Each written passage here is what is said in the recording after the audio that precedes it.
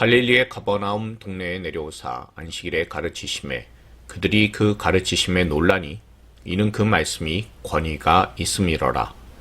회당에 더러운 귀신 들린 사람이 있어 크게 소리질러 이르되 아 나사렛 예수여 우리가 당신과 무슨 상관이 있나이까. 우리를 멸하러 왔나이까. 나는 당신이 누구인 줄 아노니 하나님의 거룩한 자니이다. 예수께서 꾸짖어 이르시되 잠잠하고 그 사람에게서 나오라 하시니 귀신이 그 사람을 무리 중에 넘어뜨리고 나오되 그 사람은 상하지 아니한지라. 다 놀라 서로 말하여 이르되 이 어떠한 말씀인고 권위와 능력으로 더러운 귀신을 명함에 나가는도다 하더라. 이에 예수의 소문이 그 근처 사방에 퍼지니라. 예수께서 일어나 회당에서 나가사 시몬의 집에 들어가시니 시몬의 장모가 중한 열병을 앓고 있는지라. 사람들이 그를 위하여 예수께 구하니 예수께서 가까이 서서 열병을 꾸짖으신데 병이 떠나고 여자가 곧 일어나 그들에게 수종드니라. 해질 무렵에 사람들이 온갖 병자들을 데리고 나오매 예수께서 일일이 그 위에 손을 얹으사 고치시니 여러 사람에게서 귀신들이 나가며 소리질러 이르되 당신은 하나님의 아들이니이다. 예수께서 꾸짖으사 그들의 말함을 허락하지 아니하시니 이는 자기를 그리스도인 줄 알미러라. 자, 이제 내일부터는 설 연휴입니다. 어디 마땅하게 찾아갈 곳이나 찾아갈 사람이 없어도요, 명절이 되면 마음이 따뜻해져요. 그리고 오늘은요, 그 명절보다 더 좋은 주일이에요. 그래서 여러분들의 마음이 참 밝아 보여서 저도 마음이 가볍습니다. 그런데 제가 지금부터 꺼낼 단어를 들으시면 마음이 정말 가벼울까라는 생각이 듭니다. 오늘 설교의 주제가 권위예요. 여러분, 권위라고 하면요, 솔직히 어떤 생각이 드십니까? 소화 잘 되세요? 아니요. 권위라는 그런 말을 들으면 속에 뭔가 얹힌 것 같아요. 그래서 체할 것 같아요. 그래서 권위라는 말만 들으면 뭔가 답답합니다. 우리는 흔히 농담처럼 이런 얘기합니다. 집안의 권위는 누구한테 있느냐라는 거예요. 제가 예전에 있던 교회에 어떤 집사님 그런 얘기 하셨어요. 남편 집사님이신데 이런 얘기 하시더라고요. 우리 집의 권위는 100% 나한테 있다. 단 마누라가 잠들었을 때만. 자, 그냥 웃자고 하는 소리지만 우리가 생각하는 권위라는 게 늘 누군가 내 위에 서서 나를 통제를 하고 눈치 보게 만드는 불편한 힘으로 우리에게 느껴지는 경우가 참 많이 있습니다. 그래서 권위라고 하면요, 사실은 대단히 부정적인 느낌이 들 수밖에 없고 지금과 같은 세상에서 권위란 결국에는 아무 소용이 없는 것처럼 우리는 받아들이는 경우가 많이 있어요. 근데 저는요, 이 권위에 대해서 압력밥솥에 비유하고 싶습니다. 세상의 권위가 어떻습니까? 압력밥솥의 뚜껑하고 똑같다고 생각해요. 안 그래도 세상 살기 팍팍하고 열불 나는데 위에서 가만히 있어! 시키면 시키는 대로 해! 라고 뚜껑을 꽉 닫아버리잖아요. 그러면 그 안에서 어떻게 됩니까? 압력이 끊임없이 계속해서 부글부글 차오르게 되어 있습니다. 우리 인생이 이와 같지 않습니까? 직장에서 눌리고요. 상황에 눌리고요. 사람들과의 관계에서도 눌립니다. 계속 눌리다 보니까 어떻게 됩니까? 나중엔 쾅 하고 폭발하잖아요. 그래서 우리는 본능적으로 권위를 참 싫어해요. 제발 날 좀 건드리지 말라라고. 이게 우리의 솔직한 심정입니다. 그런데 오늘 성경이, 하나님의 말씀인 성경이 말하는 예수님의 권위는요, 그런 게 아니라는 거예요. 예수님의 권위는요, 밥솥 뚜껑을 억지로 누르는 힘이 아니라 꽉 찬 압력 밥솥의 증기 배출구라는 거예요. 열어주는 능력입니다. 압력밥솥 아시잖아요. 추가 칙칙칙칙 하고 돌아가야만 밥이 맛있게 돼요.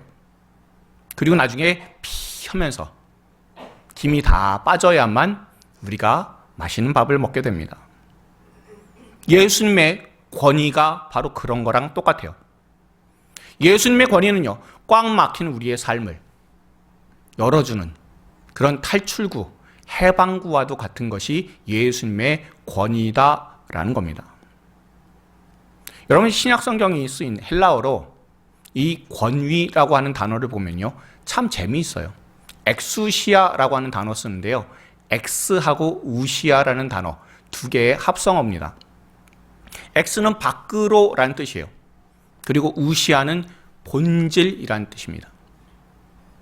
다시 말하면 엑수시아, 권위는요, 밖으로 그 본질이 드러나는 게 그게 권위다라는 겁니다. 누가 입혀준 제복이라든가 높은 직함에서 억지로 나오는 힘이 아니다라는 게 바로 권위예요. 꽃에서 향기가 나잖아요. 그런 것처럼 자연스럽게 흘러나오는 것, 그게 바로 권위라는 것입니다. 여러분, 예수님 한번 생각해 보십시오. 예수님 무슨 왕관 쓰셨습니까? 아니에요. 예수님께서 무슨 왕복을 입으셨어요? 절대 아니에요. 나사렛 고향 사람들처럼 똑같은 그런 사람들이 입으시는 옷을 입으셨습니다. 게다가 목수 아들입니다. 겉모습은 우리와 똑같아요. 그런데 예수님께서 말씀하시면 따르게 된다라는 겁니다. 억지로 따르게 하는 게 아니라 너무나 따르게 하도록 하는 그 능력, 그 힘이 바로 예수님의 권위다라는 겁니다. 그리고 그 말씀을 그대로 따랐더니 내가 살게 되는 것, 그게 바로 예수님의 권위예요. 여러분, 세상의 권위는요, 우리를 압박하고 꽁꽁 묶어두며 가두려고 합니다. 근데 예수님의 권위는 뭡니까? 감옥 안에서 해방시켜주는 것, 감옥 문을 열어주는 것, 그게 바로 예수님의 권위임을 우리가 생각해야 돼요. 여러분, 죄수에게 있어서 가장 반가운 권위가 뭡니까? 간수의 호통이 아니라 너는 석방이라고, 너는 자유라고 그렇게 해방을 선언해 주는 게 그 권위가 최고의 권위잖아요. 오늘 예수님의 권위는요, 참된 권위고 살리는 권위를 가지고 있음을 우리가 오늘 본문을 통해서 볼 수 있어야 돼요. 여러분, 31절 보십시오. 예수님께서 갈릴리의 가버나움 동네에 내려오사라고 되어 있습니다. 예수님께서 자신을 배척했던 나사렛에서, 고향 나사렛에서 벗어나 갈릴리의 중심 도시인 가버나움으로 오셨다라는 거예요. 그리고 안식일에 회당에서 가르치셨습니다. 근데 그 반응이 심상치 않아요.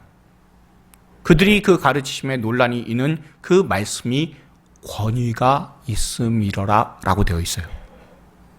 여기서 놀랐다라고 하는 단어는요, 헬라어로 에크플레소라고 하는 단어 씁니다. 이 단어가 무슨 뜻이냐면요, 그냥 단순히 놀랐다가 아니라 누가 뒤통수를 세게 때린 것처럼 깜짝 놀랐다라는 그런 의미입니다. 충격받았다는 거예요. 왜요? 지금까지 서기관들이 하는 설교는 뭐냐면 전통 있는 랍비의 말에 따르면 이라고 꼭 앞에 붙였어요. 전통에 따르면 이라고. 제가 설교할 때 이렇게 하는 거하고 똑같습니다. 여러분들 잘 아시는 설교자 조용기 목사님 있으시죠? 그러면 제가 설교를 할 때 계속해서 이런 얘기하는 거예요. 조용기 목사님의 말에 의하면, 조용기 목사님의 말에 따르면. 여러분, 이런 설교 듣고 싶으십니까? 별로 아니잖아요. 그거 제 설교 아니잖아요. 그렇잖아요. 그런 것처럼 계속해서 랍비들의 이야기를 해요. 자기 얘기는 하지를 못합니다. 그러니 사람들이 들을 때 뭐라고 듣습니까? 저거는 저 사람이 전하는 설교가 아니야 라고 생각하겠죠. 진부한 설교야, 진부한 말씀이야 라고 생각하겠죠. 근데 예수님께서는 뭐라고 말씀하십니까? 내가 너희에게 이르노니 라고 말씀하세요. 절대 전통에 따르면 혹은 어떤 유명한 랍비에 의하면 이라고 말씀하지 않으세요. 왜요? 예수님께서 말씀에 저자시잖아요. 그러니까 예수님께서 설교하신다는 것은 뭐냐면 저자 직강입니다. 말씀 자체가요, 죽어 있는 말씀이 아니라 살아서 꿈틀거리는, 역사하는 말씀이요. 좌우의 날성검보다 예리해서 혼과 골수와 영을, 그리고 우리의 마음과 생각을, 우리의 육체마저도 다 쪼개서 들어오는 활동력 있는 말씀이니까 사람들이 모두 다 그 말씀의 그 권위에 놀랐다라고 반응을 하게 되는 거예요. 근데 여러분, 이 상황에서 정말 기가 막힌 장면이 하나 나와요. 여러분 33절 보십시오. 회당에 더러운 귀신 들린 사람이 있어 크게 소리질러 이르되 라고 되어 있습니다. 우리는 별것 아닌 것처럼 생각하는데요, 이 상황을 잘 보십시오. 회당이면 어떤 곳입니까? 예배 드리는 곳이에요. 안식일날 예배 드리고 말씀 듣습니다. 그런데 거기에 누가 있습니까? 더러운 귀신 들린 사람이 떡하니 앉아 있는 거예요. 하나님의 말씀 묵상하면서 예배 드리고 있잖아요. 예배 드린 시스템 자체는 완벽하게 갖춰져 있습니다. 그런데 그 중심에 귀신 들린 사람이 있어요. 그것도 아주 편안하게 있었을 겁니다. 예수님 오시기 전까지는 편안하게 있었을 거예요. 이게 뭘 보여줍니까?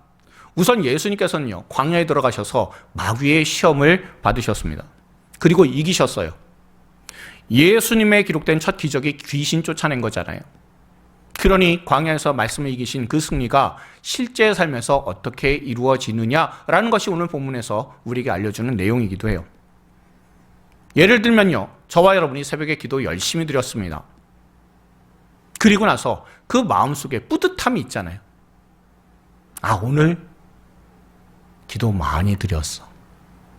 내가 열심히 기도 드렸어. 자, 그런데 문제가 어디서부터 발생하죠? 교회 문을 나서면서부터 문제가 생깁니다.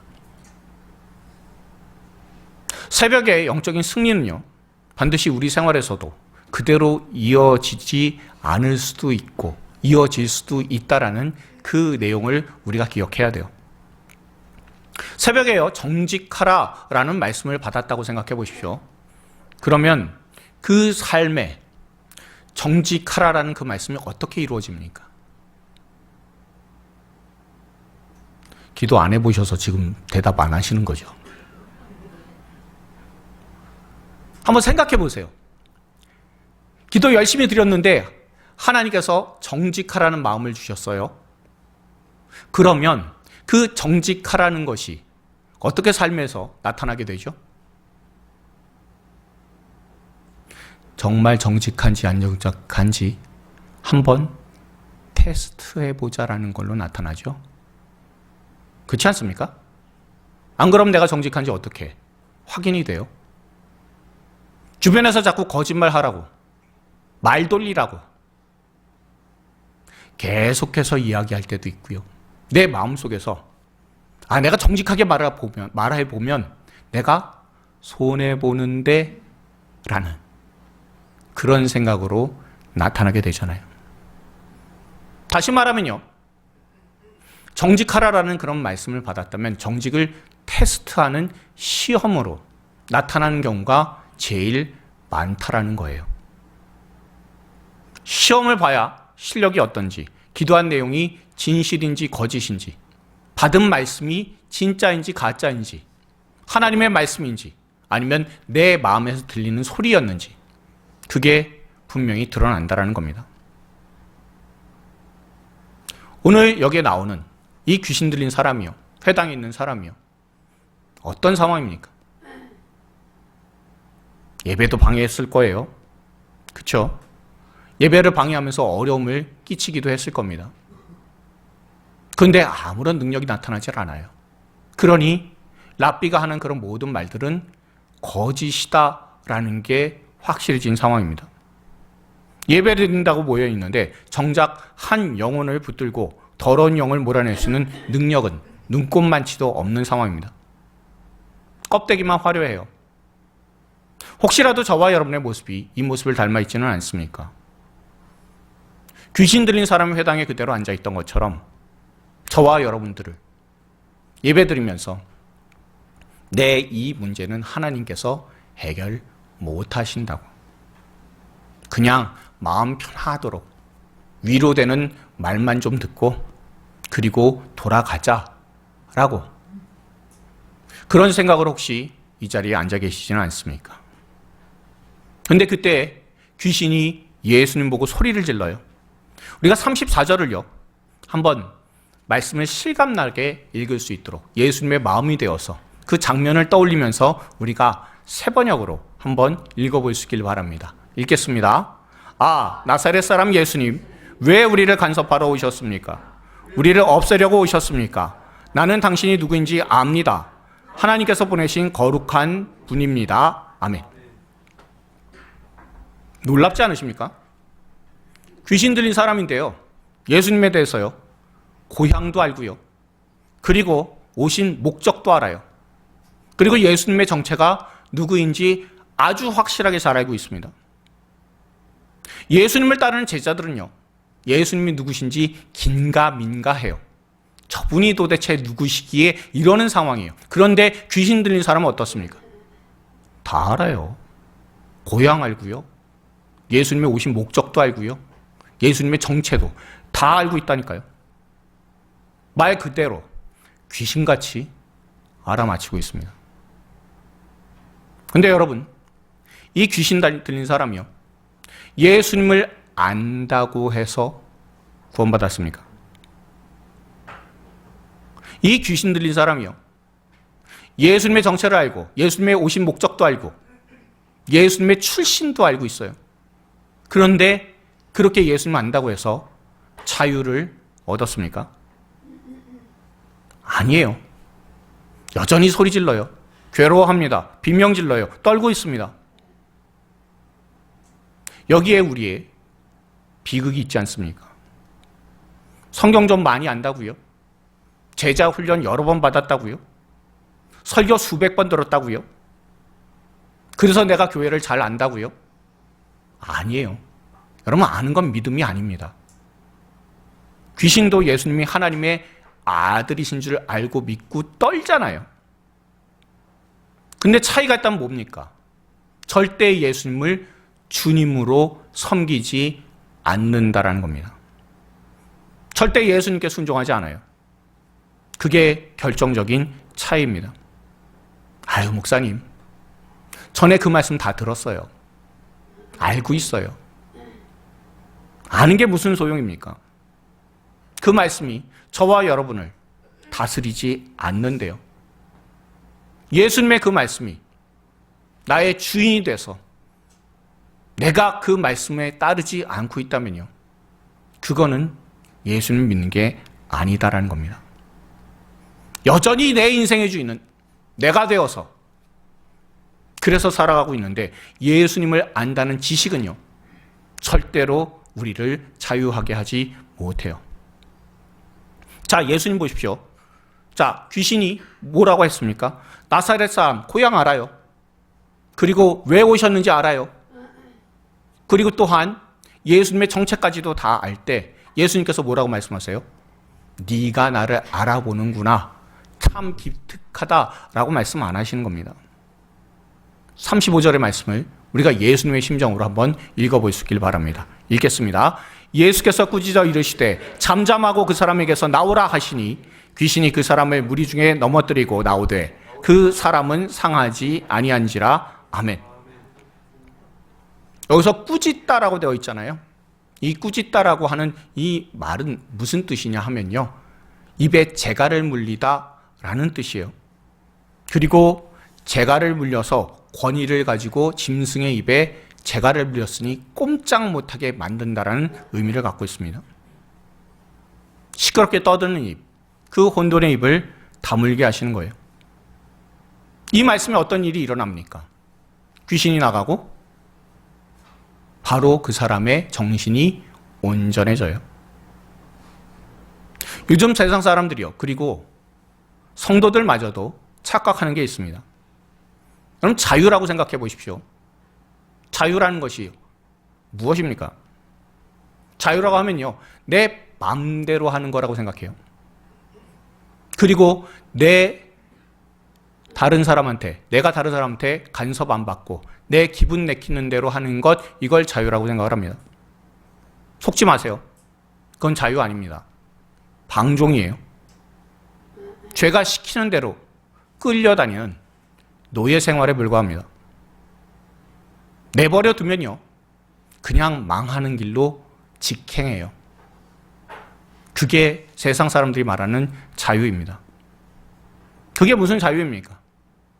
본래 자유에 대해서 제가 오후 말씀 집회 때도 말씀드린 것처럼 이런 의미를 갖고 있어요. 내가 나의 통제를 남한테 맡기지 않고 나를 통제할 수 있는 능력이 자유예요. 다시 한번 말씀드릴게요. 내가 남의 통제를 받지 않는 상황에서 나를 통제할 수 있는 능력이 바로 자유입니다.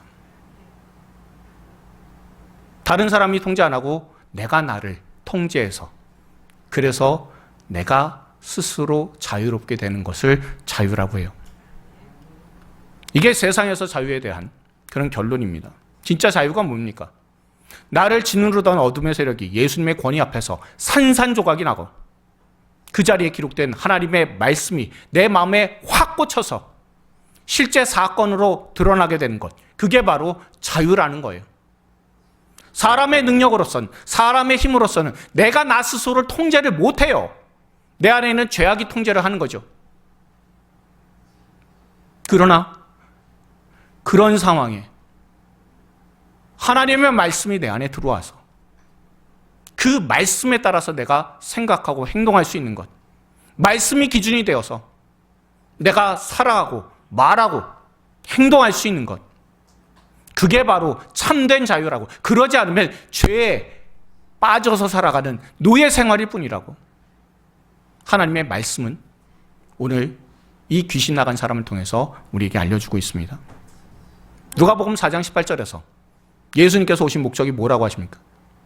포로된 자에게 자유를 주려고, 억눌린 사람에게 자유를 주기 위해서 내가 왔다라고 예수님께서 말씀하시잖아요. 그렇게 하나님께서 독생자를 보내셔서 자유를 선포하게 하셨는데 나사렛에서는 어땠습니까? 예수님을 몰아냈어요. 엉망진창이 됐어요. 종이에 적힌 하나님의 말씀은, 말씀의 능력이 나타나지 않도록 그 사람들이 예수님을 거부해버렸습니다.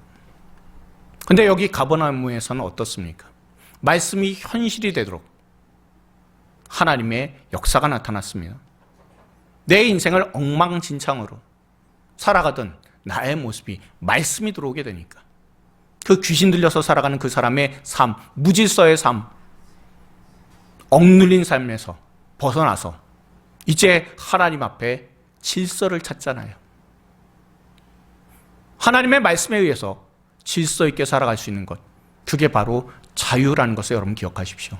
제가 자주 드리는 말씀 하나 있죠. 생각대로 살지 않으면 사는 대로 생각하게 된다고요. 제일 무서운 말 아닙니까? 말씀대로 살지 않으면요, 내가 그 말씀 마음대로 변화시키면서, 변질시키면서 살아가는 게 죄인된 사람의 모습입니다. 그러나 하나님의 말씀이 딱 박히게 되면 거기에 맞춰서 죄에서 놓여서 자유로워지는 것, 그게 바로 참 자유입니다. 이거는요, 마치 폭풍을 만난 배와 같아요. 배가 뒤집힐 듯이 요동쳐요. 승객들이 소리를 지르고 난리가 난 상황입니다. 그때 노련한 선장이 등장을 해요. 그리고 권위 있는 목소리로 딱 이 한마디 합니다. 좌현 15도 변침. 배를 왼쪽으로 15도 돌려라, 이 얘기예요. 근데 그 얘기 한마디 하자마자 그대로 실행했더니 배가 폭풍 속에서도 잔잔해졌어요. 이 권위 있는 지시 하나가 크게 요동치던 배를 조용하게 만들어주는 거예요. 그리고 배는 목적지를 향해서 나가게 됩니다. 이게 바로 선장의 권위가 나타나는 순간 아닙니까? 승객들의 마음 속에서는 이러다 우리 다 죽는 것 아니야? 라는 공포 속에서 벗어날 수 있어요. 이제 상황을 통제할 수 있는 분이 나타나서 그래서 그 상황을 이끌고 가기 때문에 내가 자유롭게 그 공포에서 놓여서 그래서 이제 목적지로 가기만 하면 되는구나 라고 하는 미래를 꿈꿀 수 있게 됐잖아요. 이런 배의 선장과 같은 분이 예수님이십니다. 여러분들의 삶을 지금 혼란스럽게, 무질서하게, 소리 지르게 만드는 것들이 무엇이 있습니까? 뭐가 저와 여러분의 삶을 정신사납게 만듭니까? 돈 문제입니까? 아니면 인간관계 문제입니까? 자식 문제입니까? 아니면 남 모르는 죄의 습관입니까? 여러분, 그거요. 여러분이 머리로 나 예수님 믿습니다라고만 해서 그게 다 몰려가지는 않습니다. 저와 여러분 모두가요. 오늘 이 시간에 이 자리에서 예수님께서 나의 주인이십니다 라고 분명히 선언할 수 있는 저와 여러분들 다 되길 바랍니다. 예수님께서 저와 여러분의 통치권자이심을, 우리를 다스리시는 분이심을 인정할 수 있을 때, 다시 말하면 예수님의 권위 안으로 들어갈 때 사람은 비로소 자유를 얻게 된다는 것을 꼭 기억하십시오. 그러니 저와 여러분들 모두가요, 주님, 제가 주님을 압니다 라는 것에서 그치지 마시고, 기도하실 때든 지금 마음속으로 다짐하실 때든 주님, 나를 다스려 주시옵소서라고, 내 안에 더러운 것들을 주님께서 다 꾸짖어 주시옵소서라고 십자가의 예수님께 항복할 수 있는 저와 여러분들 다 되길 바랍니다. 그럴 때 주님의 말씀 들려요. 잠잠하라, 그리고 나오라 라고 주님께서 말씀하시는 그 권위의 능력이 저와 여러분의 삶에 나타난다는 것을 꼭 기억하시고, 끝까지 주님의 그 말씀의 권위, 주님의 그 주님 되심에 대한 권위를 인정하고 주님께서 다스려 주시는 놀라운 권위를 우리가 따를 수 있는 하나님의 사람들 다 되어서 참 자유를 누릴 수 있는 저와 여러분들이 다 되기를 소망합니다. 자, 그리고요, 이 말씀으로 그치는 게 아니라 주님께서는 이제 이동을 하시게 돼요. 권위로 자유를 주시는 분이시잖아요. 38절 보십시오. 예수께서 일어나 회당에서 나가서 시몬의 집에 들어가시니라고 되어 있습니다. 여러분, 이 부분 그냥 놓치시지 마시고 그냥 예수님 이동하신 기록이다라고 생각하지 마십시오. 예수님께서 어디서 나오셨어요? 예, 회당에서 나오셨어요. 그래서 어디로 가요? 예, 집으로 들어가세요. 무슨 뜻입니까? 권위라는 것은 이 교회 안에서만 누리는 게 아니다라는 거죠. 우리의 각자의 삶 속에서도 얼마든지 예수님의 주인 되심, 예수님의 말씀의 권위를 우리가 누릴 수 있다라는 거잖아요. 그렇죠? 거룩한 예식과 찬송이 울려 퍼지던 그 회당에서 벗어나서 우리가 항상 일상 속에 지지고 볶는 그런 삶으로 예수님께서 함께 하신다라는 거예요. 그러니 여러분들, 하나님의 말씀은 교회 안에서만 유효하다라고 생각하지 마십시오. 하나님의 말씀은 우리의 삶에서 실제로 힘을 발휘를 한다는 것을 믿으시기 바랍니다. 이게 왜 여러분 중요합니까? 많은 사람들 교회 안에서는 주여 주여라고 외쳐요. 그런데 교회 문만 나서면 이상하게 능력을 발휘를 못합니다. 집에만 가면 무기력해져요. 그러니 진짜 권위는 강단에서만 통하는 게 아니다라는 겁니다. 여러분이 일상에서 먹고 자고 싸우는 그 현장 속에서 하나님의 말씀의 권위가, 예수님의 권위가 나타난다라는 것, 그게 바로 참 믿음이다라는 겁니다. 집에 가보니까 무슨 일이 일어났어요? 시몬의 장모가 중한 열병을 앓고 있습니다. 단순히 감기 몸살 정도가 아니에요. 헬라어 원문을 보면 이 열병이 이 여인을 꽉 붙들고 있다라고 되어 있어요. 꽉 움켜쥐고 있어요. 이 시몬의, 베드로의 장모가요, 일어나기 싫어서 누워있는 것 아닙니다. 가족들을 위해서 밥도 해주고 싶고요. 움직이고 싶은데 열병이라는 것이, 중한 열병이 이 여인을 침대에 꽁꽁 묶어둔 상황이에요. 이게 뭡니까? 무기력이잖아요. 하고 싶어도 하지 못하는 상태. 삶의 모든 것들이 다 멈춘 상태. 이런 때를 저와 여러분들도 겪을 때가 있습니다. 여러분, 고장난 명품 시계가 하나 있다고 생각해 보십시오. 그러니까 시계 하나에 수천만 원짜리 시계예요. 제가 아는 사람이요, 대략 한 20년 전쯤에 시계를 선물을 받았는데, 그런데 시계 자체가 수백만 원짜리예요. 자, 이 시계를 차고 나갈까요, 안 나갈까요? 예, 못 차고 나가는 게 정상이에요. 그렇잖아요. 근데 수천만 원짜리 명품 시계가 있는데 그 시계가 고장나서 시계가 안 가요. 그러면 그거를 시계라고 불러야 됩니까? 아니면 장식품이라고 불러야 됩니까? 장식품이잖아요. 돈 만 원짜리 하는 손목 시계라도요, 가면은 그건 시계예요. 그렇잖아요. 그런데 수천만 원을 호가하는 시계가 고장나서 안 가면요, 그거 장식품이지 시계가 아니에요. 지금 베드로 장모가요, 이거하고 똑같은 상태입니다. 살아있기는 있는데 딱 인생이 멈춰버렸어요. 그냥 누워서 무기력합니다. 혹시 여러분 중에서도 이런 분 계십니까? 겉으로는 멀쩡해요. 그런데 마음에 중한 열병이 걸리신 분이 있지는 않으십니까? 우울함 때문에, 패배감 때문에, 게으름 때문에 침대에 묶여서 옴짝달싹 못하시는 분 혹시 없으십니까? 마음으로는, 입으로는 해야지 라고 하는데 몸은 안 움직이시는 그런 분들 혹시 없으십니까?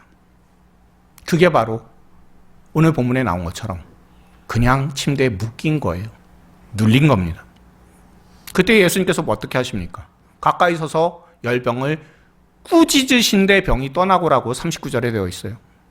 여러분 보십시오. 예수님께서는 귀신만 꾸짖으신 게 아니에요. 열병도 꾸짖으셨습니다. 열병을 마치 사람처럼, 원수처럼 대하시며 나 가라! 떠나라! 라고 호통치신 겁니다. 그때 어떤 일이 일어납니까? 우리가 39절 한번 읽어보도록 하겠습니다. 읽습니다.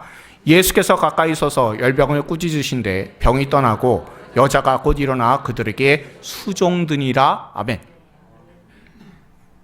여러분, 이게 권위예요. 예수님의 권위가 임하니까요. 열병 때문에 아무것도 못했었던 여인이요, 그 마비되었던 삶이 다 풀리게 되는 겁니다. 그리고 다 멈췄었던 일상이 다시 회복이 돼요. 저는 이 장면을요, 세장 문을 여는 주인이라고 생각하고 싶습니다. 좁은 세장 안에요, 새가 갇혀 있어요. 날개를 아무리 쳐도, 날갯짓을 해도 절대로 그 좁은 세장에서 벗어나지 못해요. 천장에 머리를 박을 뿐입니다. 그게 죄인된 사람의 모습 아닙니까?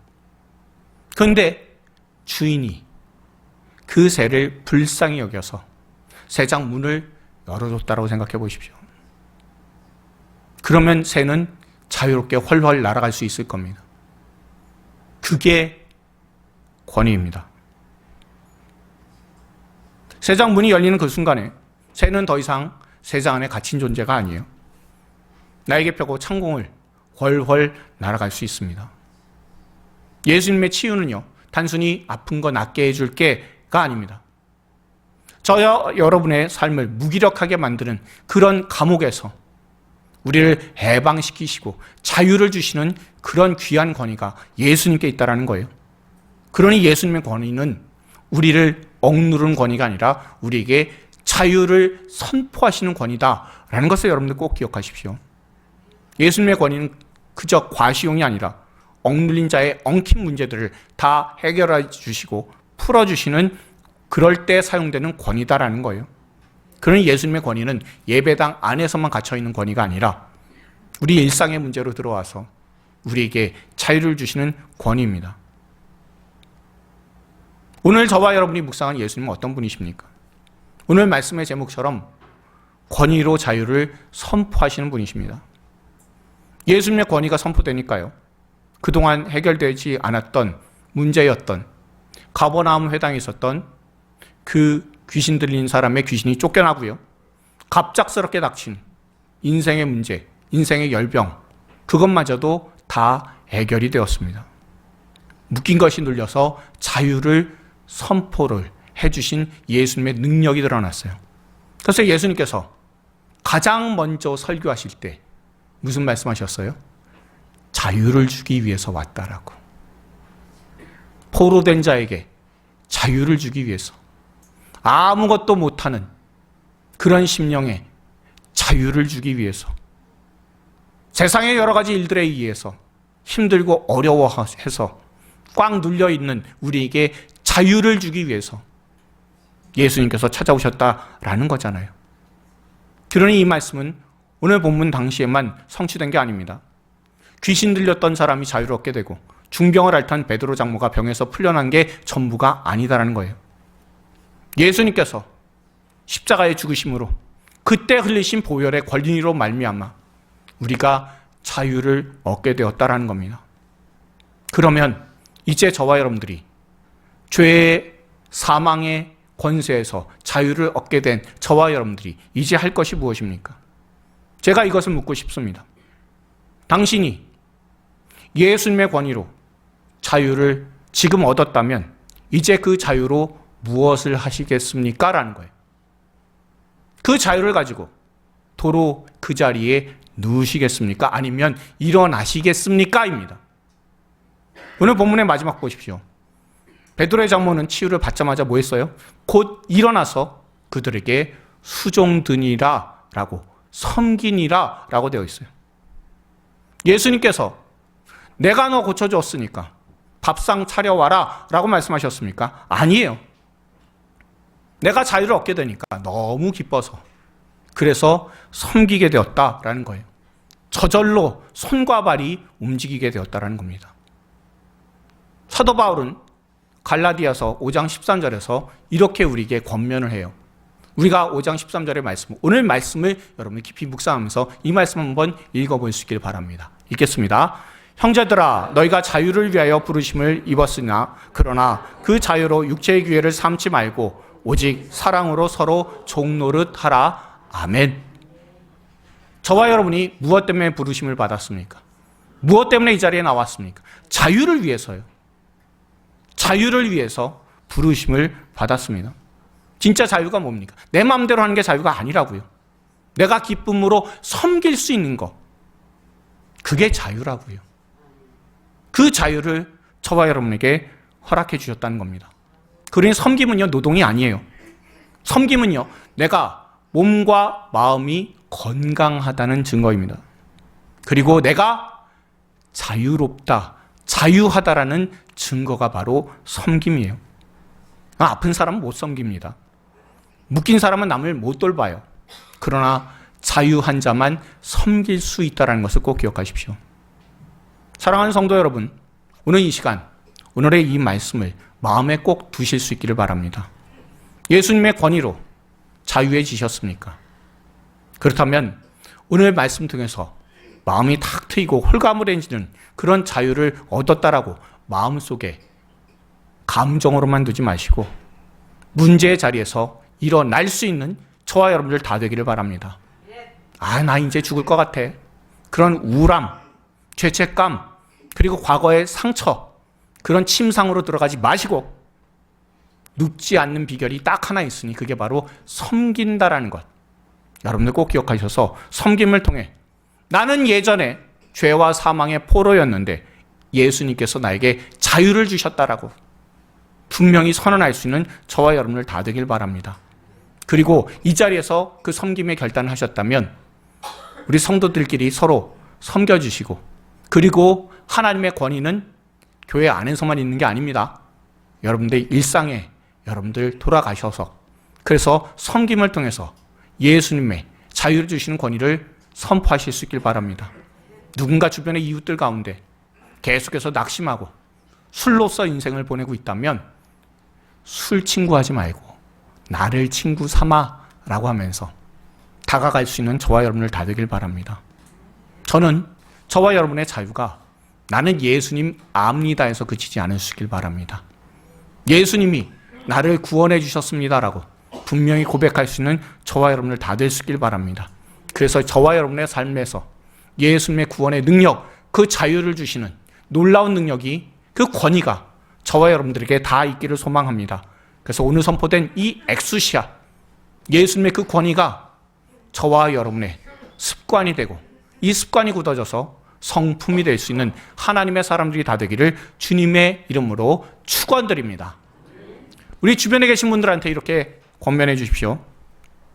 예수님의 참 권위가 자유를 줍니다.